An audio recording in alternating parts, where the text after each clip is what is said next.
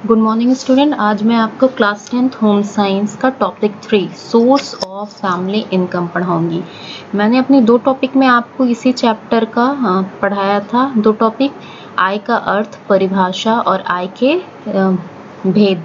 आज मैं पढ़ाऊंगी source of family income यानी कि पारिवारिक आय के स्रोत, यानी कि किन किन माध्यमों से हमारे परिवार में आय आ सकती है, यानी क्या करते हैं जिससे कि हमारे परिवार में आय आने का साधन है।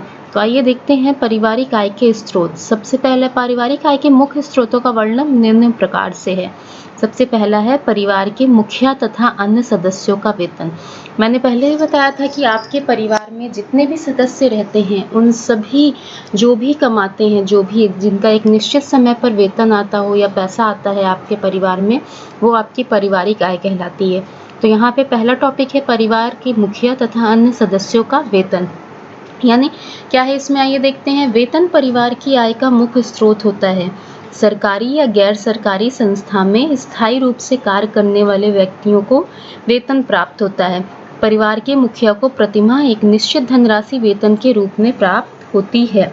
अर्थात इसका कहने का ये मतलब है कि चाहे काम सरकारी हो या गैर सरकारी हो, जब हम मेहनत से कोई भी काम करते हैं तो उससे जो हमें पैसा मिलता है महीने का, तो वो हमारे क्या होता है, वेतन कहलाता है, जो कि प्रतिमाह हर महीने एक निश्चित धनराशि निश्चित समय पर वेतन के रूप में प्राप्त होती है। जिसने जो नौकरी व्यक्ति करते हैं उनको महंगाई भत्ता, बोनस, यात्रा सुविधा, मकान, शिक्षा एवं चिकित्सा सुविधाएं आदि मिलती हैं। तो एक निश्चित समय होता है और उसी निश्चित समय पर प्रतिमाह निश्चित धनराशि हमारे परिवार के सदस्यों द्वारा हमारे परिवार में आती है, चाहे वो सरकारी हो चाहे वो गैर सरकारी हो। तो इस प्रकार से हमारे परिवार में वेतन के माध्यम से आय आती है।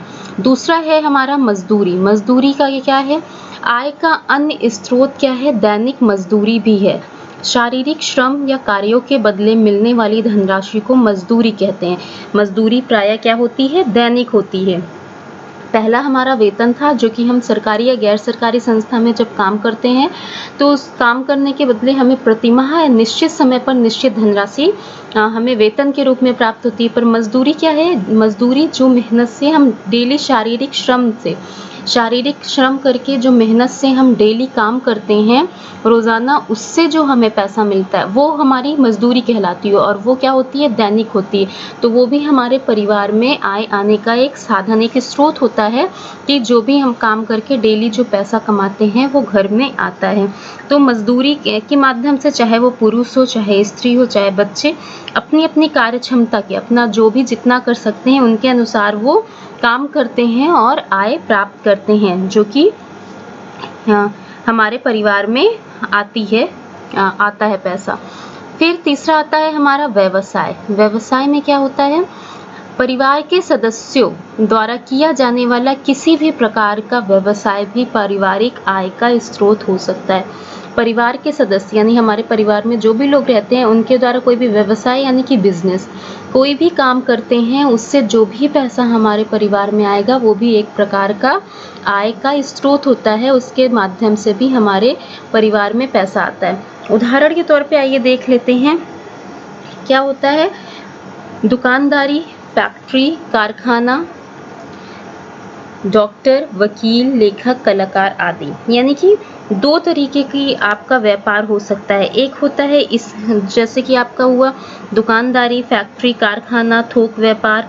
इसके अतिरिक्त कुछ बहुत से ऐसे होते हैं जो कि योग्यता और कुशलता के आधार पर, जैसे डॉक्टर, वकील, लेखक, कलाकार आदि। तो ये सब कोचिंग, सलाहकार आदि इस प्रकार के जो होते हैं पेशे, जो कि हमारी कार्य कुशलता के आधार पर हमें मिलता है। बिजनेस ही एक तरीके का जिस कार्यकुशलता और योग्यता के आधार पर हम व्यवसाय के तौर पे धन अर्जित करते हैं। तो ये भी एक बहुत बड़ा साधन है जो कि परिवार की आय के स्रोत में। चौथा आता है ब्याज से प्राप्त आय। ब्याज से प्राप्त आय, ब्याज सभी जानते होंगे। पारिवारिक आय का स्रोत क्या होता है, ब्याज भी है। पहले से अर्जित किए हुए धन पर ब्याज अर्जित किया जा सकता है। यानी कि इसमें क्या है, ब्याज आप सभी जानते होंगे। इसमें ये परिवार की आय का स्रोत का साधन, जो हम पैसा इकट्ठा करते हैं, जमा करते हैं सेविंग के तौर पे, बचत के तौर पे, हम उसे क्या करते हैं, बैंक में जमा कर देते हैं। वो बैंक उस पैसे पर ब्याज देती है और वो ब्याज हमारा महीने में मिलता है। तो ये भी एक प्रकार का हमारा एक निश्चित समय पर निश्चित धनराशि ब्याज के तौर पर हम मिलती है, जो कि हमारा पारिवारिक आय का एक स्रोत कहलाता है।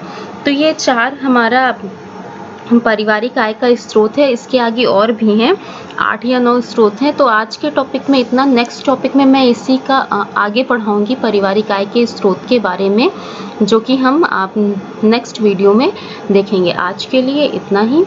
Thank you.